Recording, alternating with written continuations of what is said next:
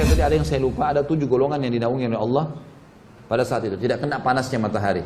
Yang pertama imam yang adil, ya, pemimpin yang adil. Ini selalu berbuat baik. Banyak ulama mengatakan di antaranya contoh Umar bin Khattab, ya, Abu Bakar, Utsman, Ali dan seterusnya yang datang setelah mereka memiliki keadilan. Sampai hari kiamat berlaku tentunya siapapun orang muslim yang memiliki keadilan dalam pemimpin. Yang kedua adalah seseorang yang hatinya terikat dengan masjid.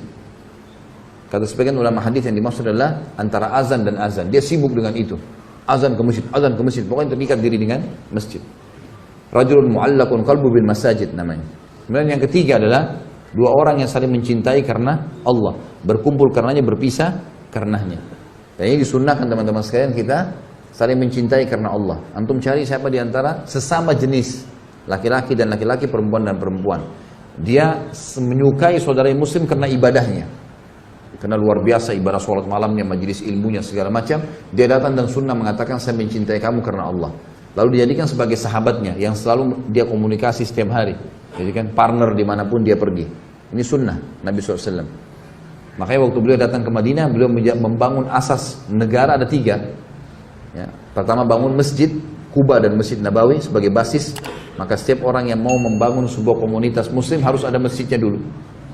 Kemudian yang kedua, mempersaudarakan muhajirin dan ansar, ini yang kita bahas. Yang ketiga adalah menulis kesepakatan dengan orang-orang kafir di Madinah agar membela bersama-sama Madinah. Ini asas negara kata para ulama yang mestinya ada bagi setiap muslim. Baik. Pada saat itu, orang yang bersaudara karena Allah, berkumpul karenanya, berpisah karenanya akan mendapatkan juga naungan Allah Subhanahu wa taala. Ini yang keberapa? Yang ketiga. 2 dari mana? Yang keempat, seorang laki-laki masuk dalamnya kata para ulama perempuan.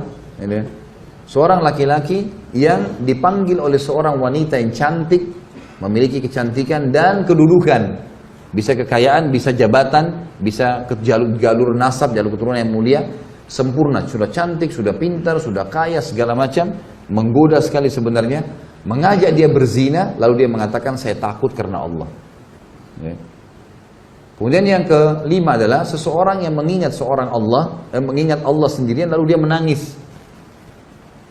Ya. Ini juga fadilah orang yang menangis karena Allah Subhanahu wa taala, ya. Makanya dalam hadis lain dikatakan tidak akan tersentuh api neraka 2 mata yang menangis karena Allah.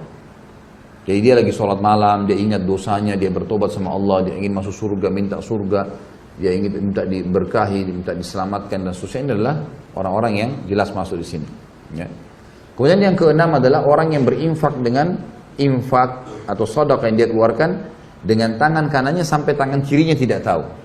Tentu kata ulama hadis ini dimaksud ya, kinayah dalam arti kata tangan kanan, tangan kiri. Kalau kita keluarin ini saya kasih marwan air, tetap aja tangan kiri ada di sebelah saya. Tapi ini gambaran, artinya kalau tangan kirinya tidak tahu, maksudnya adalah orang lain. Kalau tangan kiri tidak tahu, apalagi orang lain. Saking dirahasiakannya dia. Sedekah itu dirahasiakan. Itu akan masuk sebagai orang yang dinaungi nanti. Jadi dia suka bersedekah. Ini fadilah orang yang bersedekah, tapi dirahasiakan. Jangan baru sedekah 1.000 rupiah sudah satu kampung tahu. Ini. Harusnya memang dirahasiakan, gitu kan. Ini sudah sumbang AC. Oh, si fulan sudah sumbang sekian. Tidak perlu sebut. Urusan antum dengan Allah Subhanahu wa taala sudah selesai. Ya, amal baik sudah dicatat oleh malaikat. Tentu ada sekretarisnya Allah Subhanahu wa taala. Maka Anda kutip di sini ya. Ini artinya Allah Subhanahu wa taala menyatakan untuk kita penulis, sekretaris kita ini menulis semuanya amal-amal saleh kita. Yang terakhir yang ketujuh siapa yang tahu? Hah? Ada yang ingat enggak? Hah? Pemuda yang tumbuh di jalan ketaatan kepada Allah. Ini sengaja saya terakhirkan teman-teman untuk antum paham nih. Jadi ternyata anak muda itu kalau dia dalam keadaan ketaatan kepada Allah punya fadilah. Kalau antum pernah melalui masa-masa ada dosa teman-teman sekalian, jangan wariskan ke anak-anak. Biarkan dia tumbuh dalam ketaatan. Kalau kita baru bisa baca Quran di umur 20 tahun, 25 tahun, 30 tahun teman-teman, anak kita harus hafal Quran di 6 tahun. Target harus berubah. Ini punya fadilah sendiri. Jadi anak muda yang tumbuh dalam ketaatan Allah. Sampai kata Nabi SAW dalam hadis lain, Inna Allah yu'jubu min syabin laysa lahu sabwah. Allah kagum dengan anak muda yang tidak ikuti hawa nafsunya. Allah Azza wa Jalla pencipta kagum dengan orang ini. Dan anak muda, kata ulama, masuk dalam hitungan syariat 40 tahun ke bawah. Ada sebagian menyebutkan 50 tahun ke bawah, itu masuk semuanya dianggap anak muda, masih muda, di kalangan muda gitu. Makanya para nabi-nabi dinobatkan menjadi nabi umur berapa? 40 tahun gitu kan.